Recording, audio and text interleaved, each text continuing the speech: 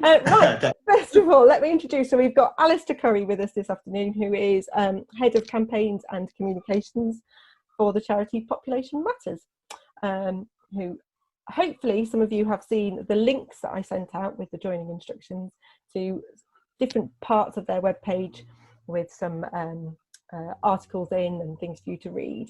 And hopefully that's got you starting to think about some of the many issues around human population growth and the effects that we have on our environment.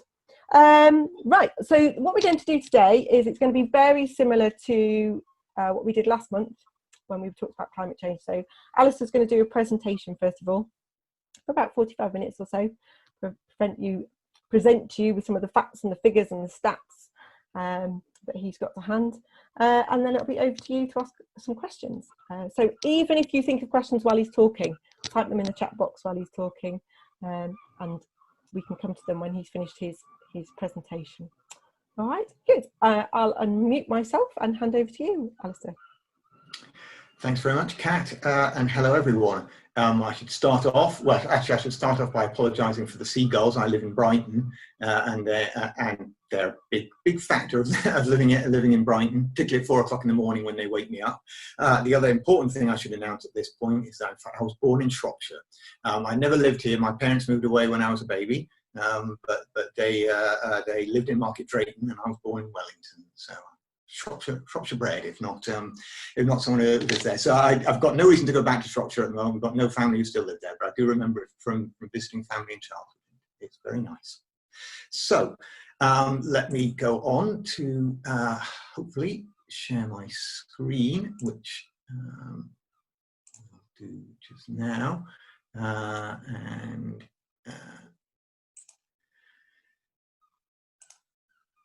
there we go. Can people see that? Yes, excellent.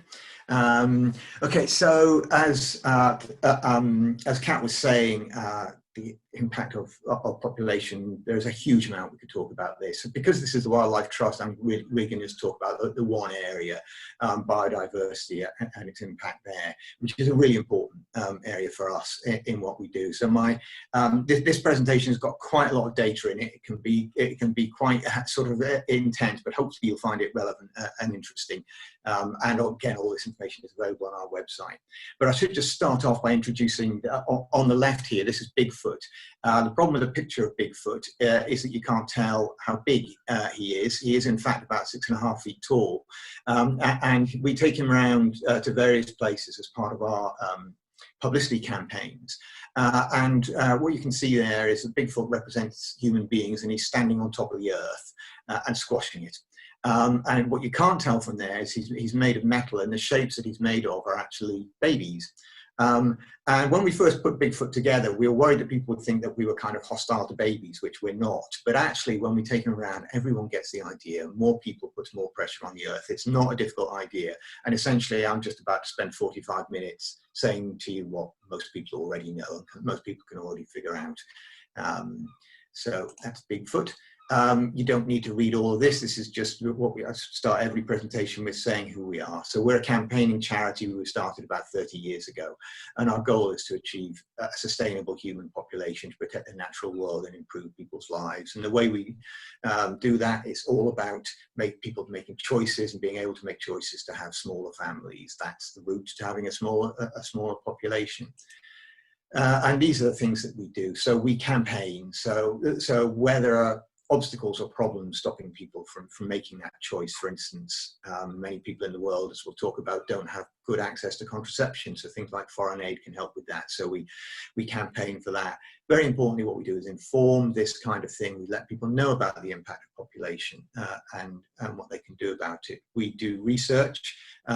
So we do some research which we commission ourselves, but we also do a lot of looking at what information is out there, particularly when it comes to biodiversity. There's an awful lot of information which we bring together. And we also empower. We empower in two ways, in that informing people is empowering them and helping them to make decisions, but we also do some work with small family planning and women's empowerment organisations at different parts of the world, from Wales to Kenya at the moment, and they literally are delivering services on the ground that help to empower people. It's not a big part of what we do, but it's something that we are very proud of. We're also proud of our patrons, particularly when it comes to biodiversity and nature.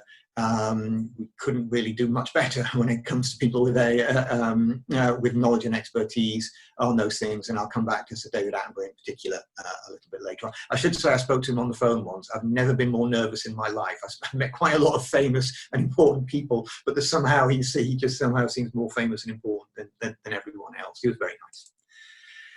So, population. Many of you might have seen this before. This is what's happened to human population over the last 1,000 years or so. So until the beginning of the 19th century, about the time that Napoleon was around, there were never more than 1 billion people on Earth at the same time. And then you see how it zoomed up. I was born in 1963. The population has more than doubled in my lifetime. More than I can remember watching David Attenborough programs in the early 70s, and the population has doubled since then. So, sorry, I've got to, there we go. And this is what's happening to population in the future. That curve took over a very long time, and therefore it looked very steep. This is what's happening just now if you just look at what's happening from 1950, and this is what the United Nations says is going to happen. And some of you may have seen there was a new story on the BBC a little while ago about how there's going to be a population crash. Well, there isn't going to be a population crash. What this picture shows is that up until about 2100, our population is still expected to be climbing. Now, it may not. There are things that we can do to change that, and that may change that. But at the moment, what the United Nations expect is that by 2050, there'll be about 2 billion more of us on the planet than there are just now. There's 7.8 billion of us just now, and that by 2100 there'll be about 11 billion people on the planet. So a huge amount more than there are now. And really, why is this relevant? Well, it's relevant because what we've seen certainly in the last 50 years is what the WWF has called this great acceleration, exploding human consumption. The things that we take are putting pressure on the earth, and of course the things that we take, our consumption that we have, isn't just because of the numbers of us, it's because of the way we behave and the choices that we make about consumption, as I'm sure we all know. We'll come back to that, but it's also to do with our numbers. And this is really kind of summing it up. Right now, we would need 1.7 Earths to supply everything that we need. And what this means is renewable resources. Things like renewable resources is like wood, trees. So the problem just now is that we're cutting them down more quickly than they can grow. So it's okay just now. We can keep going for a little while by cutting them down more than they can grow because there's lots of them. But we can't keep doing that forever. And by 2050, unless things change, we'd need 3 planets to keep us going. I expect and hope to live to 2050. I'm sure all of you will. So that's a sort of worrying prospect. But we don't all consume at the same rate. What this graphic shows is if everyone lived like someone from the USA or the UK or whatever, how many Earths would we need to keep us going? We can see that someone in America would need 5, but we can't be complacent here in Britain. We need nearly 3 Earths just to supply the needs because we're a rich country, because we drive, we buy, we fly, all these kinds of things. Whereas people in India need less than 1 Earth to supply their needs. And it's really important to think about that inequality, just how much we take from the Earth in comparison to other people. And another way of thinking about that graphic that I showed about population, which I think is really relevant to what we do just here, is 10,000 years ago, humans were just 1% of what made up the Earth, and of the weight, the actual just weight of living things, of vertebrates, things with a backbone on the Earth. 99% of that was wild animals. Over the last 10,000 years, our population has grown enormously, but so too has a population that associated with us, which is livestock, things that we eat. And because of that, now between about 1% and 3% of the weight of all animals on the Earth, vertebrate animals on the Earth, is wild animals. That's how dramatically things have changed as a result of the impact that we've had. And of course, 10,000 years is hardly any time at all when you think about how long life has been on Earth. So, looking at biodiversity specifically, I talked about the population having grown. When our population has grown, the population of animals has shrunk. This isn't the number of species that this refers to, it's literally the number of animals. Again, wild animals on the Earth, the actual just number of them has shrunk by more than half in the time that our population has grown. Sorry, I think the slide is in the wrong place, but we may as well we'll talk about it here. Some of you might be familiar that every couple of years, the State of Nature report comes out, the RSPB works, and I think the Wildlife Trusts do too. And it's a look at what's happening in the UK. And it shows, we're aware of tigers and other animals that are endangered in the world, but we have endangered animals right here too. And the reasons for that, some of the reasons that are listed in the State of Nature report: water abstraction, taking water from from rivers and lakes and elsewhere; urbanization, growth of land for housing; and infrastructure. Infrastructure is railways, roads, airports, these kinds of things that we need. And all of these things, water, housing, infrastructure, roads, they're all things that the more of us there are, the more we need. There are things that we use, like energy, where we can cut the amount of energy we use, but we all need water, we all need somewhere to live. And that's one of the ways of showing how population makes a difference. This is a pretty depressing slide, which I recommend you don't read. It's lots of quotes about how terrible the biodiversity situation is at the moment, driving the planet to the very brink, according to WWF. Catastrophic consequences for the survival of mankind if we don't do something about insect loss. There are things we can do, but it's really important to be aware of how bad things are. So what is it that causes animals to go extinct, animals and plants to go extinct? These are the main reasons that are listed here: loss of their habitat, loss of the places where they live; exploitation, what that basically means is eating them.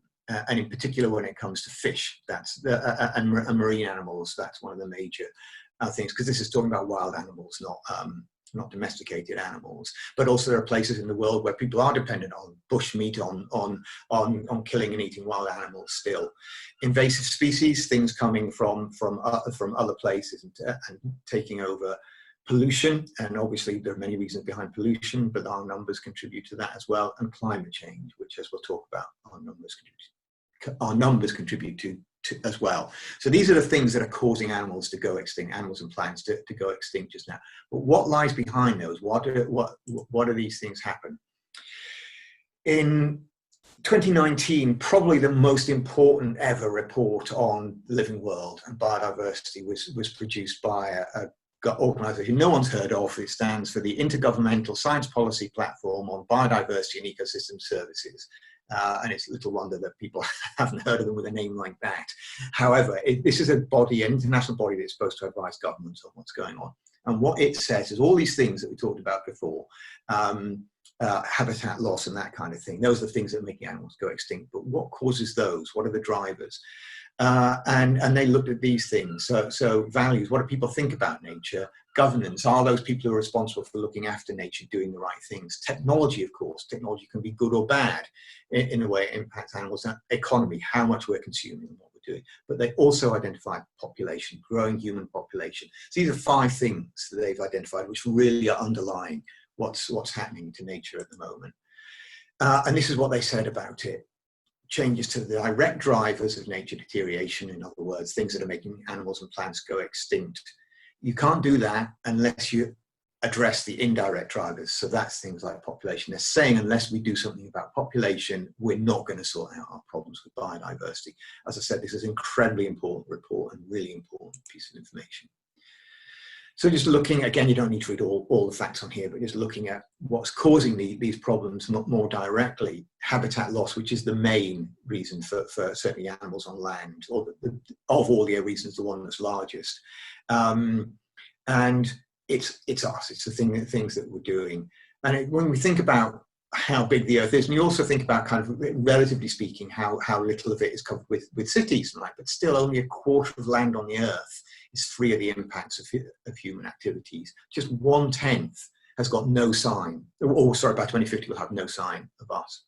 And one of the most important things there is agriculture. We go back to food, which we talk about. Extinction threats, overwhelmingly agriculture is lying behind that. It's turning land that used to be wild land for animals to live on into farmland, either growing crops or grazing for animals. And I mentioned before about fish, 6 billion tons of fish and invertebrates taken from the world's oceans there. That's how we're making an impact. And food is so important. people don't go hungry just now because there are too many people on the planet. People go hungry because we're doing a really bad job of growing food and distributing food and getting it to people where they need it. But that's not always going to be the case. As our population grows, we all need food, and that's going to lead to greater demands for food, greater demands for land. And as the very big report a little while ago said, it's one of the greatest health and environmental challenges, because we can make loads of food. The problem is, can we make food? Can we produce food without also destroying nature at the same time? And this is a really important study that came out a couple of years ago. And what it said is, we can feed everyone, and we can protect nature by making big changes in the way we do things, but it is possible. But once we get to more than 10 billion people, it's becoming increasingly unlikely that we'll be able to do that. And right now, the United Nations expects that we're going to have more than 10 billion people in about 40 years' time. So unless we do something, we're looking at significant problems in the future. And to give another example about pollution, we're all conscious of plastic pollution, but it's interesting looking here. I wasn't aware of this till I did my research. Actually, looking at the main sources in the ocean, these are rivers mostly in the global south or in the developing world. And you see the quote down there is talking about the reasons for it. Very high population and less than ideal waste management processes, where people, for instance, don't have clean supplies of water. They use more plastic bottles. Where they don't have refuse collection, they've got no choice other than to throw them away when they've finished using them. So there is that relationship with population.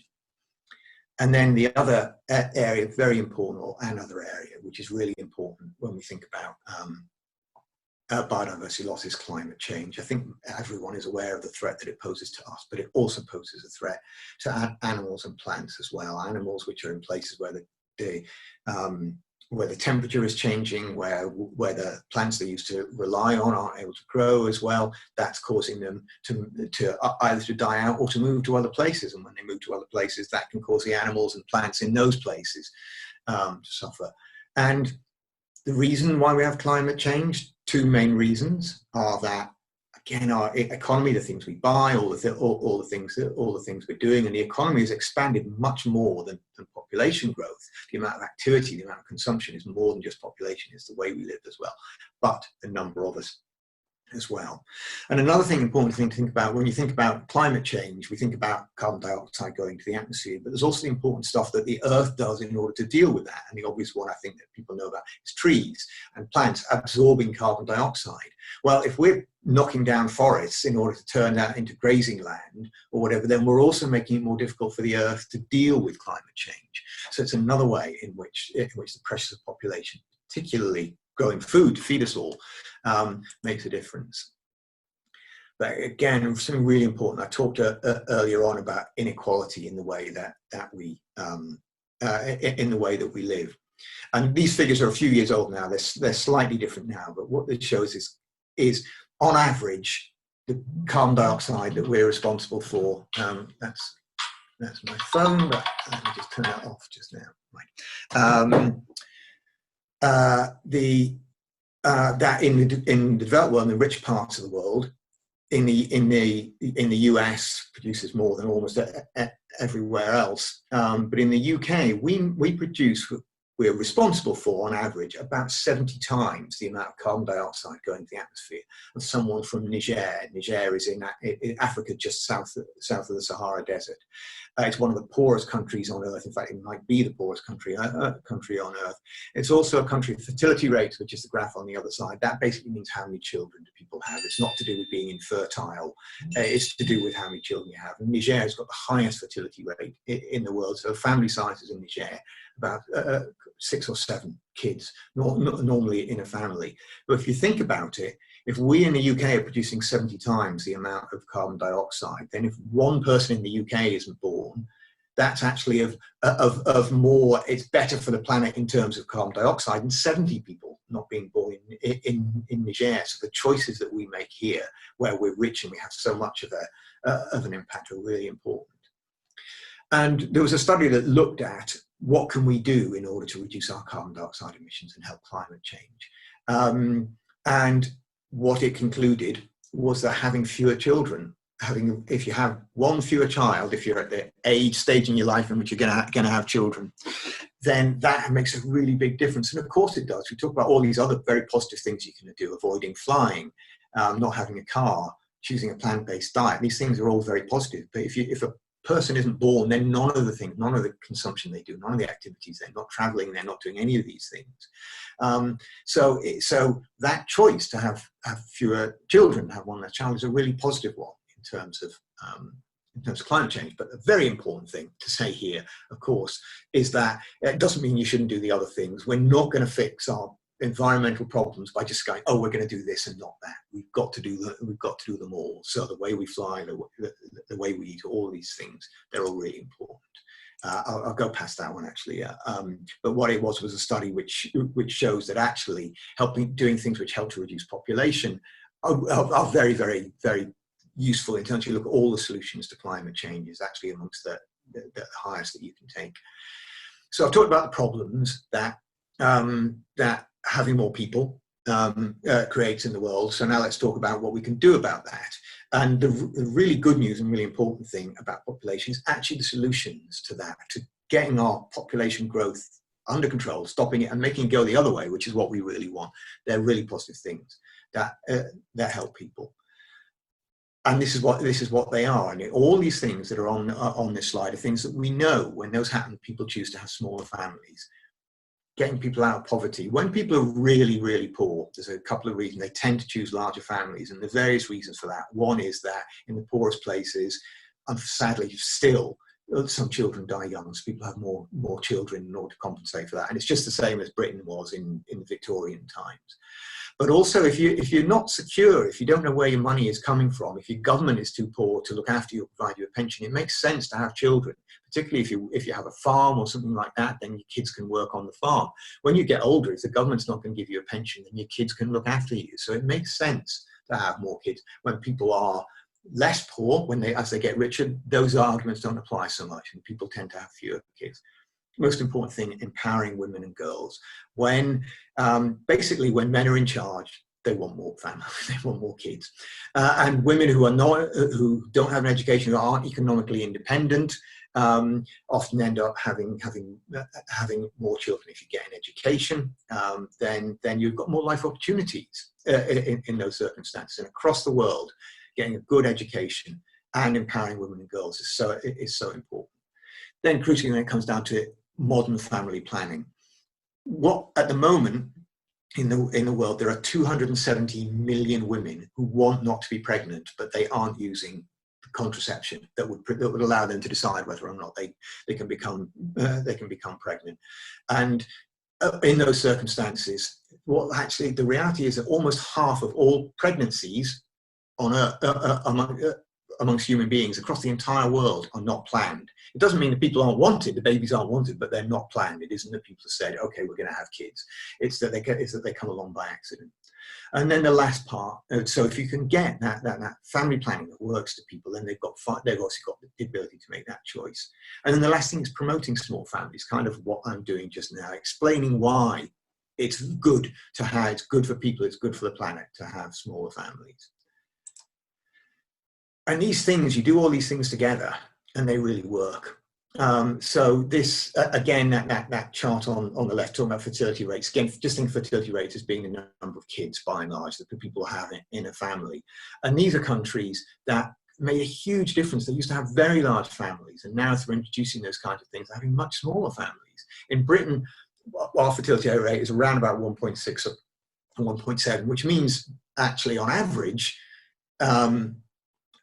women, which is the way it's measured, have less than 2 kids. Well, actually, looking at South Korea and Thailand and places like that, just around about the time that I was born, they were having 6 kids in a family, and now they're having around about the same level as we are. And the lines on the right show in all these different countries where it was successful bringing in these kinds of things. So people often sometimes think if you talk about, smaller families or controlling population, you mean stopping people from having kids, not giving them the choice. All this is about people being given the choice and then choosing it, and it brings it down. And if you have fewer babies being born, you have fewer people. That's the way it works, and that takes that pressure off. And the figures on this are a little bit hard to get your head around some way, but this is what the United Nations thinks population is going to do. And I talked about it earlier on, about 11 billion people by 2100. And what the United Nations also does says, well, imagine that people just have fewer kids than we think they're going to have, or more kids than we think they're going to have.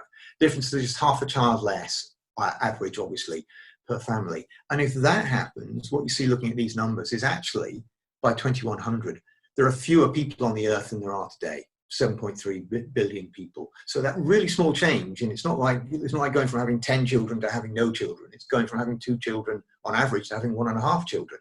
Or in a in 2 families, instead of having 4 kids, they're having 3 kids. And that makes such a big difference. And if you look at it the other way, actually, if they're having slightly more children, then we're looking at 16 billion people, which is a huge amount. Sorry to be giving you all these numbers, but the point about this is that really small changes make a big difference. And then when it comes to protecting biodiversity, this is something, I don't know whether you've heard about this, but there's a notion of, it's a half Earth project, which basically says, give half the Earth to animals and plants. We don't need it all. We can, you know, what we know that when you don't interfere with what's going on in the natural world, it rebounds, it's resilient, it comes back. But if we're going to give half the Earth away to the rest of life, fewer of us is going to make that a lot easier. And one of the things that's done in conservation, actually, in a number of places, is that it's not just about saying, okay, well, we're going to build a fence around where the lions are, and that's going to stop people hunting them, or those kinds of things, or we're just going to say, okay, well, you can't grow crops in this area. Well, saying to people you can't grow crops in this area is no good if their families need feeding. So there's this recognition that actually, if these projects, all these projects here, work with communities and they offer them the things that help for them to choose smaller families. So it's that contraception, it's education, all those kinds of things. So in places where there's a lot of pressure on wildlife, then actually helping people to choose to have smaller families takes that pressure off wildlife. And these are all conservation organizations. They're not family planning organizations. They're not population organizations. These are organizations whose job is, well, as you can see, the Cheetah Conservation Fund, look after cheetahs, and by working with people, they help to do that. This is, you'll have never heard of it, and there's no reason why you should, I would have thought, but the Convention on Biodiversity is a big international agreement, which is supposed to say to governments, this is how you look after, you stop extinctions.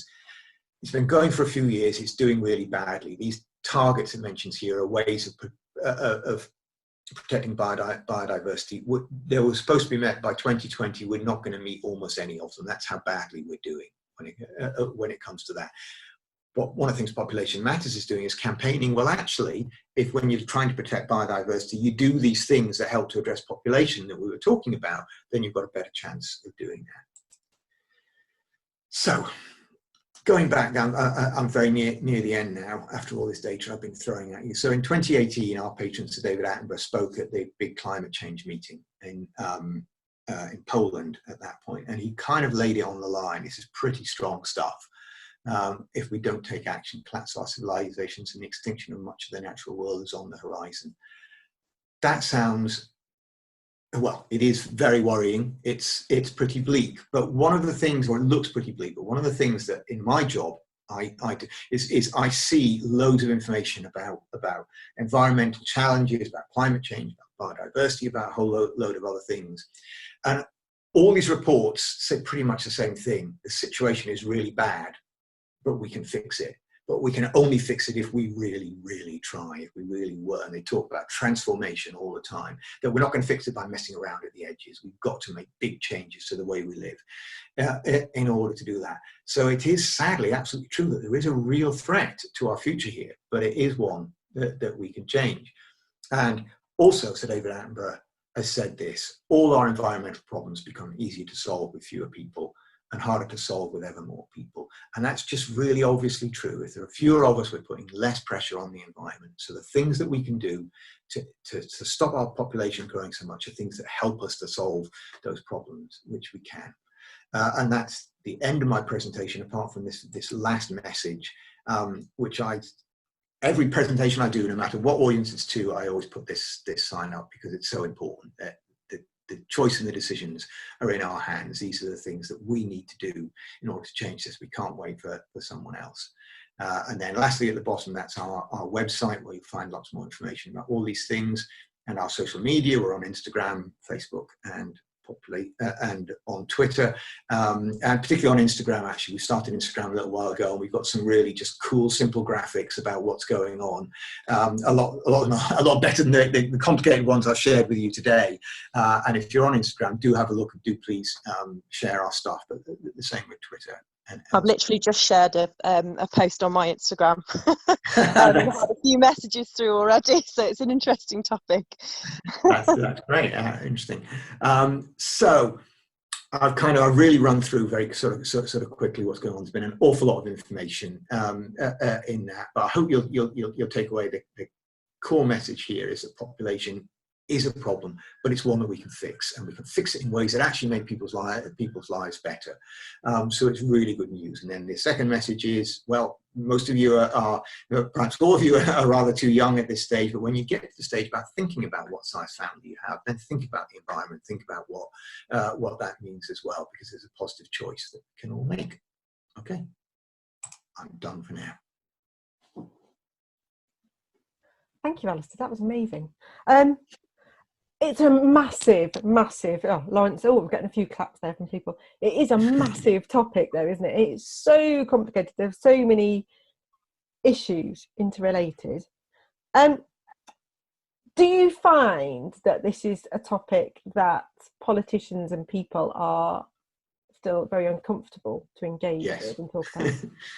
Yes, we do. I think so. I'm sure some of you will be aware, but there's been some bad stuff in the past to address population. China had a one-child policy, where people were essentially forced to only have one child, and that led to some really tragic consequences.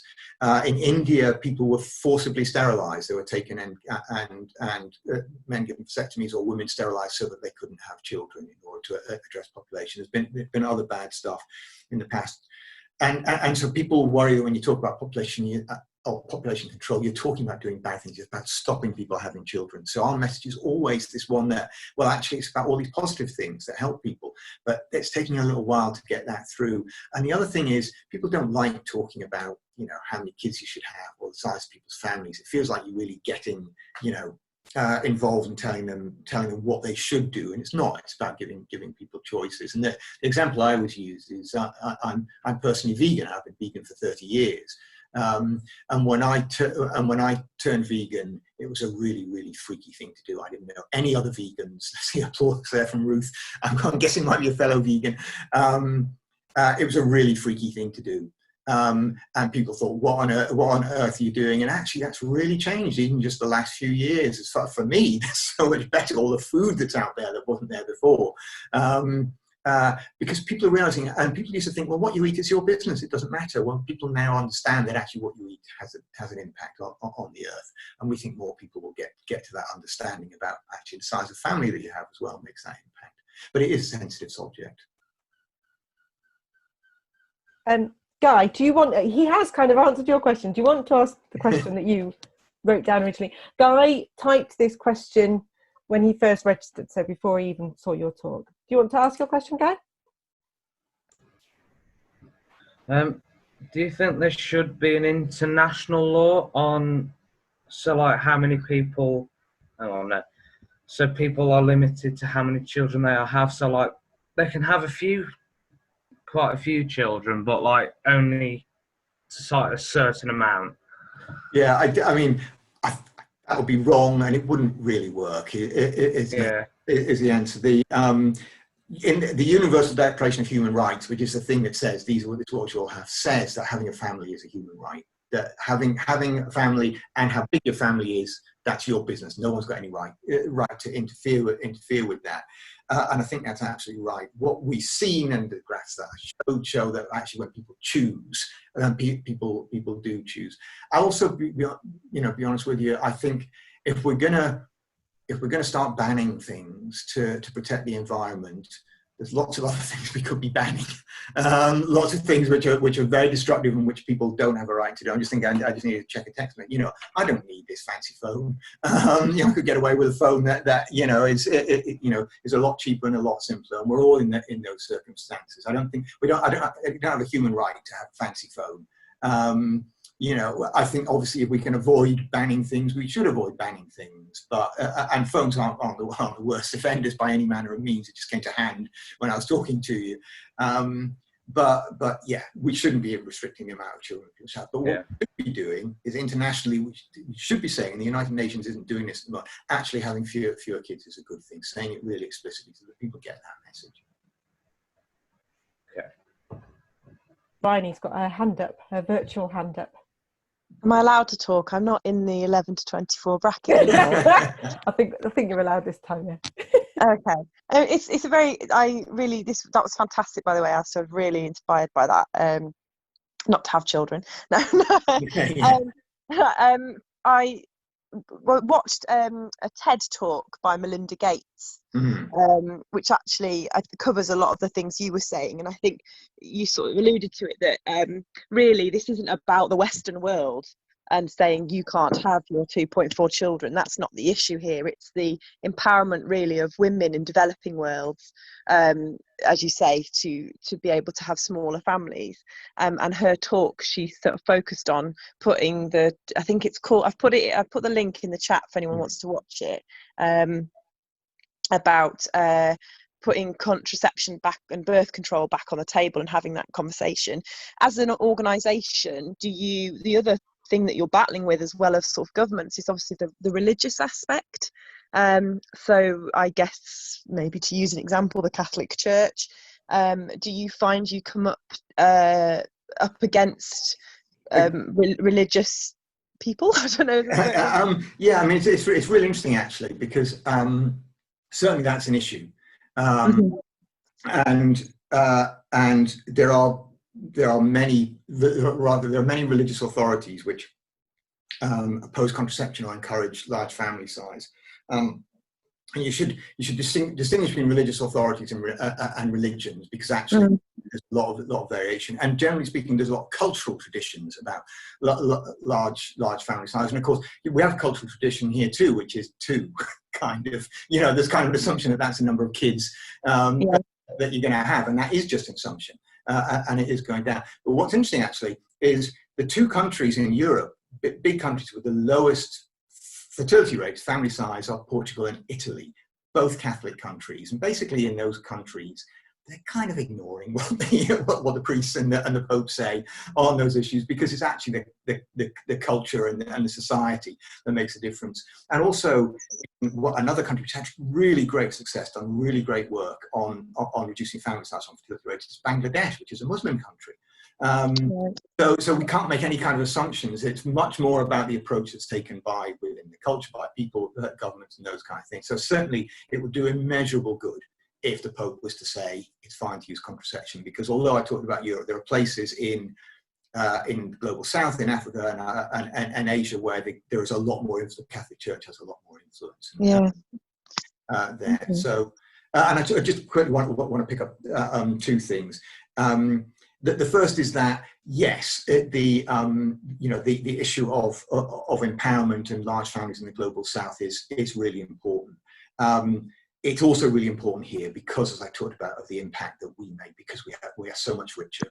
And people will rightly point out the contribution of the whole continent of Africa to climate change is absolutely negligible. It's less than 5% of the entire continent, all the people who are there. It's rich countries which are driving that. But of course, that's because a lot of people in Africa are poor. And what we don't want is for people in Africa to stay poor. We want them, well, a baby who's born today should lead a good life, where they're able to consume more and they're able to produce more emissions, if you put it that way, because they've got a right to a better life. So the number of babies being born in poor places just now matters, because they're going to have an effect for the next 50, 80 years. So we always say it's an issue no matter where you live. It tends to be, if you've got small families, you're somewhere really rich and making a big impact. If you're making a smaller impact, that's still large family. That can often be large families which will have have an impact in the longer term. I just want to pick another thing up quickly. I've seen a couple of people share on the chat Factfulness and Hans Rosling. Hans Rosling is really, well, if you've never seen a Hans Rosling talk, go and watch one. They're brilliant. They're so much fun. He just has a way of conveying information that I wish I could do. But he's not one of the major problems with Hans Rosling as someone who talks about population needs issues is he's dead now, but he was really indifferent, much too indifferent to environmental questions. He didn't think about biodiversity very much. He didn't think about climate change, and his view was that, well, somehow we'll fix it. We'll get technology or something that will fix it. And it's an absolute blind spot. And what he says is, don't worry, our population is not going to get too high. It's going to come down because we're empowering women, because we're lifting people out of poverty. And he's right. But he's ignored the fact that already we're having this devastating impact on the earth at the moment. And it really astonishes me. Someone mentioned the book Factfulness. If you read Factfulness, there's almost nothing in there about the environment. There's a handful of pages. And in fact, it has an appalling question in there talking about how there's a thing about how there's more rhinos and tigers of certain species than there used to be. That's absolutely true. But actually, overall, the situation with extinctions is really, really bad. So do read this stuff. Do definitely watch him. But just bear in mind, and actually, if you have a look on our website, we've got some information about some of the problems with what he says. But I definitely recommend he has a really great way of conveying that information. That's it. Thank you. Has anyone else got a question? At the moment, you're all being a bit quiet. Okay. I'm going to play devil's advocate here, because obviously I do believe that we need to be having less children, but what's the best way of going about that? Because there are also environmental effects of hormonal contraceptives, aren't there? You know, there's evidence of estrogen building up in waterways and affecting fish and what gender those fish are and things like that. I mean, there certainly is evidence of that. I think that on the scale of well, actually, I wouldn't say on the scale of our problems. That's relative. I wouldn't in any way dismiss that. But there are plenty of options. So it has to be said without getting sort of too technical. There are far fewer options for men than there are for women. And that is a big issue, and it's fairly shameful actually that the burden should fall on women generally when it comes to this. And in particular, we're talking about the pill here, which is the most common form, and exactly that, you know, that there are issues that arise from that. So we need more technical solutions, if you like, when it comes to that. Yeah. So there are issues that go along with it, but again, you look at the impact of our numbers, you look at what we need, and we've got to address that. And the other important thing to say actually is that one thing about population is it takes a while. If people decide to have fewer kids just now, it takes a while for that to take effect. So we can't kind of wait on that. We can't say, well, you know, we'll do it in 20 years' time, because actually the impact of the kids who are going to be born in 9 months or a year or 5 years is going to go on for a very, very long time. What you get is, if each of us choose to have smaller families, great. But actually at the moment, particularly in Africa, say, the average age in Africa is 18. That's the median age. Half of Africa are kids, essentially. And that means those young people just now are very soon, some of them already are, having kids of their own. There's an awful lot of families. The families may be smaller, but there's more families when you look at it that way. So that's why it's so important to make these choices and take action sooner rather than later. Thank you. Lawrence, you've got a question. I can see you've got your hand up. I've got quite a few questions actually, but I think I think that the most important one I'd like to ask is, we were talking about, obviously part of the reason for suggesting to reduce population growth, to reduce fertility rates in some areas, is to do with quality of life. But we also need to, we'll also be discussing the sort of dichotomy between people in more developed countries contributing massively compared to the much larger populations of developing countries. So how would we, say, for example, ensure that everyone, say if there were 7 billion people on the planet in 2050, how would we ensure that everyone was, say, fed properly? Yeah. Well, I think we've got to make so many other changes in different respects. And one of the things we've got to be very conscious of is if if poor people are going to get less poor, and we're already using up 1.7 words of Earth's resources, that means we have to have less. That really is what it means, and that's a really, really tough thing to consider. And I waved my phone to you earlier on, but I'm not planning to get rid of it. But we have to think very, very, very, very sort of carefully in those terms. When it comes to food, this big report that came out a little while ago talks about there are lots of things. I mean, plant-based diet is one, obviously.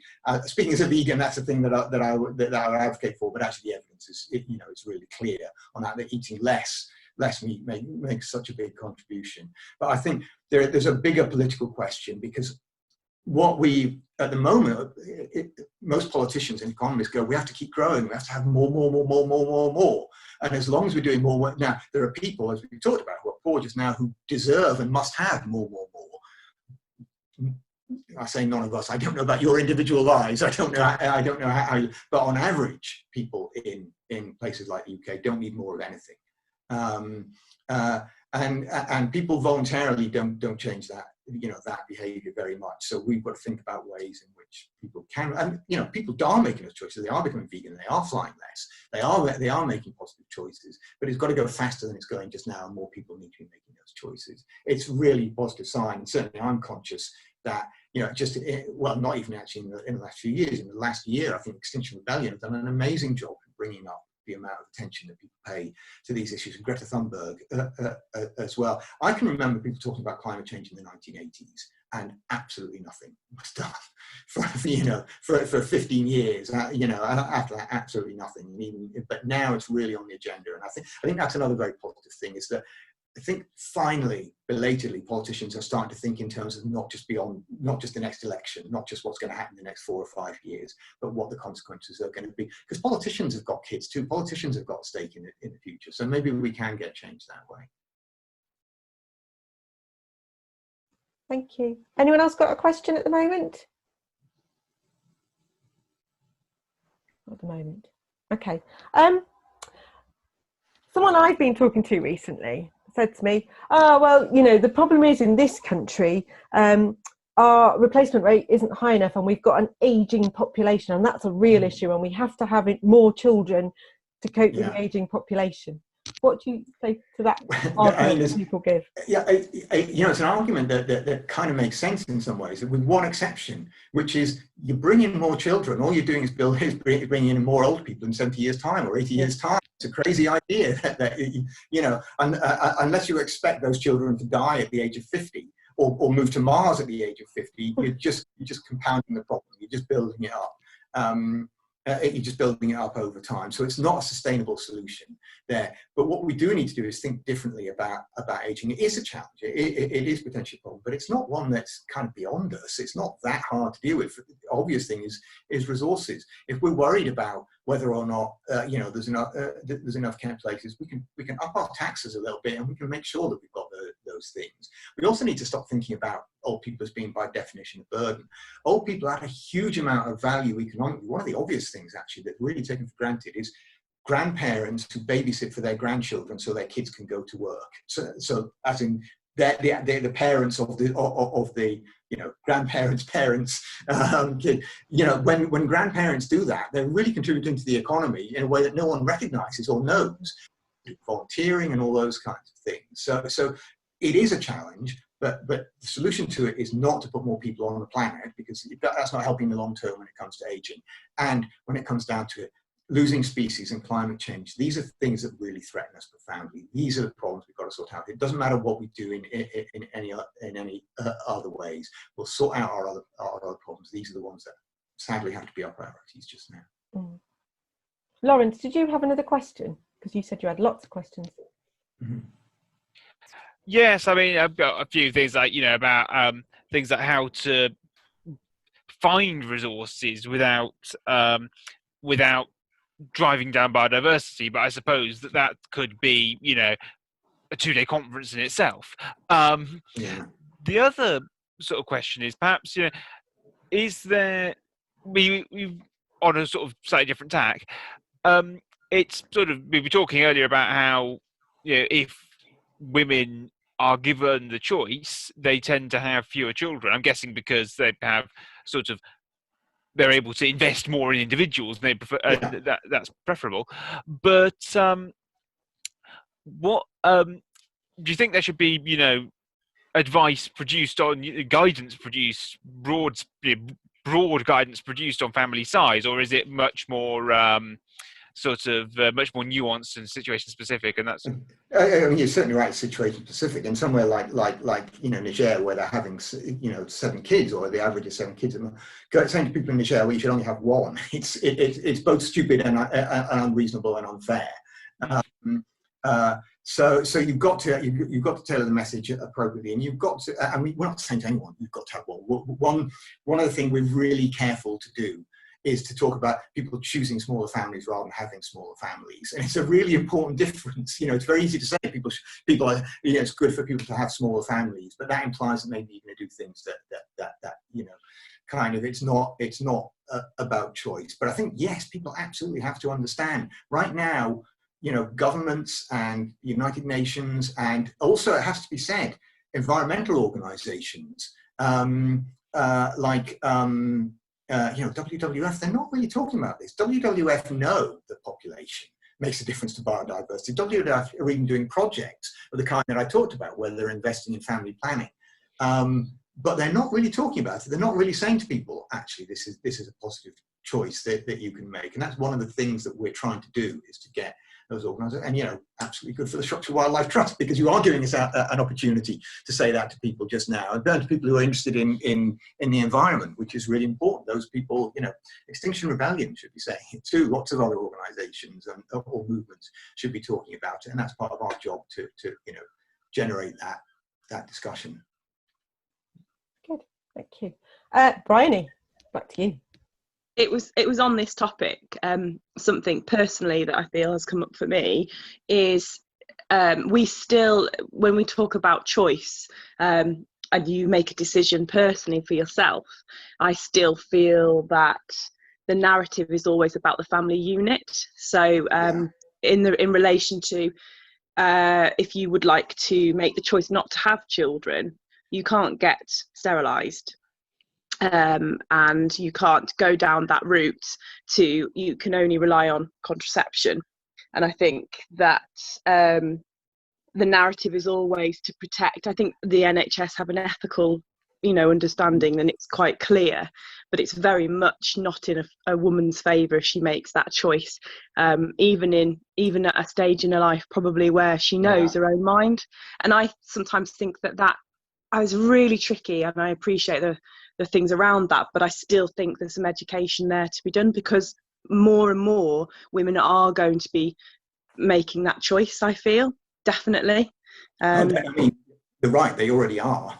There are more people, more women and men choosing to go child-free than ever before, and you're absolutely right as well, that there's a real problem. We had a panel discussion actually with various people for World Population Day, which is in July, and one of them is a member of our board who's a GP, and one of the other people was talking about exactly that issue of a young woman who concluded that she didn't want to have children, trying to get sterilisation on the NHS without success. Ruth, goodbye to you too. I should say, actually, I have to leave shortly. I'm afraid of a meeting that I need to go to, but I've got a couple more minutes. Yes, so yeah, and you're also right to talk about, we talk about small families, and actually it's because we kind of struggled in some ways to find the best way to express it, because we very much endorse the child-free choice. It's a choice that actually helps other people. And actually, if you have a look on our website, we just put a blog up quite recently. It was International Child-Free Day, and someone put a message up before about language being important. People aren't childless. And as it makes it sound as though you're missing out on something. Of course, some people are. Some people really sadly can't have children, who want to have children. And it is a human right, and we should be helping people with IVF and in other ways who can't have that. So it's not a voluntary choice for many people. But for those people who are choosing it, it is a positive choice, and it's something that should be celebrated, and certainly not frowned on, or people should be judged for. And I have to say, what we certainly hear at Population Matters is men do get judged for that choice, but women get judged for it far, far more, which is really pretty appalling in 2020. Thank you. Can I ask one last question? Because I think this is good. This is interesting. Following on from what Bryony was just saying, when I was in my 30s, there was a period of time where I kept getting people saying to me, haven't you had kids yet? Then you're going to have children, and it's part of Yeah. the narrative. So since you have to go soon, Alistair, what would, you know, obviously our youngsters are probably not of an age where they may or may not be considering having children. What would you recommend that they do actively themselves now, perhaps, to help with them? Yeah, I mean, I would certainly say be informed. Or I'll say what everyone would say, go on our website, but there is a take action section on our website, and there are various things that you can do on there. But in particular, it's having the conversation, because you talked earlier on about it's a conversation that people don't want to have. And it's an area where there's lots of misunderstandings about what's going on, particularly about these positive solutions. So actually just getting that conversation going. Someone was saying earlier on how they said something on their, on their Twitter or whatever, and that generated discussion, and it does generate discussion. It does sometimes generate strong feelings, but actually it's one of the most important things we can do, because things won't change unless we have the discussion first. As long as people aren't talking about it, as long as people aren't recognizing what, or understanding what the benefits are and how positive the solutions are, we're not going to make progress. So yeah, do have a look at the website for action. There's obviously, I think, but there's a lot of really interesting stuff on that. Also about biodiversity, actually, as well. We've got specific sections on that, which hopefully will be really interesting. Brilliant. Thank you. Go on, Bryony. I was just going to say, I think this is we talk about being a little bit more edgy and gutsy at the Wildlife Trust, and I really was interested when you said about their organisation, should stand up a little bit, and I really do think this is a perfect topic, and I just wonder if we were to do a version to our wider membership, this would be something that you would be interested in doing. Oh, definitely. I really like to have this debate. I think it's controversial, but I think it's a time to be controversial, and actually I think people get prickly the minute they start talking about it, but as soon as you start to explain it, there's nothing threatening about it whatsoever, and if anything, it is just positive. And I think one of the big things we can do as a trust is maybe get that narrative out there. I think that'd be great. Okay, brilliant. I could speak to Stuart about that, possibly. Yeah, no, that would be good. That would be good. Even if we were to share the recording of this more widely with our members of the Wildlife Trust, that would be good. Am I right in thinking you need to go quite soon then, Alistair? I am, I'm afraid, yeah. That's all right. What I'm going to do this time, which I haven't done previous times, is I'm going to put a poll up, which you might want to see the results of. Just a very quick one. Well, quickish. So there's a few questions, they're just sort of multiple choice questions. So if those of you that are on here, could just click your answers, we can get hopefully you can see those now, and you can start to put your answers in. It's expecting 8 people to answer, but obviously Bryony and Jenny, I don't expect you to answer. Well, you can, and you can answer if you want to. And we'll see what the results of this are. It's just a way of us getting some evaluation. I haven't done this on any of the others, so this is me testing the Zoom technology as well a bit, Alistair. Yeah, so I didn't know Zoom could do this. That's actually a helpful thing for us to do. We did. Yeah. Those questions. Yeah. What did you think of the event overall? Has it made you feel any more confident about yourself? That's just a question that we ask as part of growing confidence. Has it made you more aware of the things that affect the environment? Has it made you care more about the environment? Has it made you want to do more to help the environment? And then the last ones are more for us. How did you hear about the event? Do you want to attend more? And if so, would you like to suggest some ideas? Once you've all voted, which I think we're probably nearly there, if you've got specific ideas, guys, on other topics you might want us to do a talk on, type them in the chat box or email them to me, and we can see if we can arrange that later. I was interested that you mentioned the Half Earth project, Alistair, because that's one that I've heard of before. I think it's Edward Wilson's involved. E.O. Wilson's involved. Yeah, Wilson, yeah, that's right. The ecologist. So that's kind of one to look at. Good. I think that's everybody. I think everyone's filled it in. So if I share the results, you can all have a quick look. So you'll be pleased to see, Alistair, most people thought it was excellent. Yeah. So in terms of confidence, yeah, good. Some positive responses there. It's made most people feel a lot more aware of the things that that affect the environment, and how that interrelatedness of population and all the other environmental issues we talk about as a Wildlife Trust made you care a bit more, and yes, for most people makes them want to do a bit more to help it. And even if that's just having that conversation with people, then that's good. And so people are interested in in looking at that. So that's great. Thank you, guys. What I'm also going to do is I'm going to email you out a survey to complete as well, but just some extra questions to evaluate what you think of this, if you could do that. Thank you, Alistair. That's been really, really good, really useful. And it is a massive topic. And like Lawrence said, we could probably talk about this, actually all the different areas of it for a much longer time. Thank you. It's been brilliant. Good. Thank you. And I'm sure we'll be in touch again. Yeah, absolutely. Please do. Thank you very much. Take care, everyone. Thank you. Bye. Bye.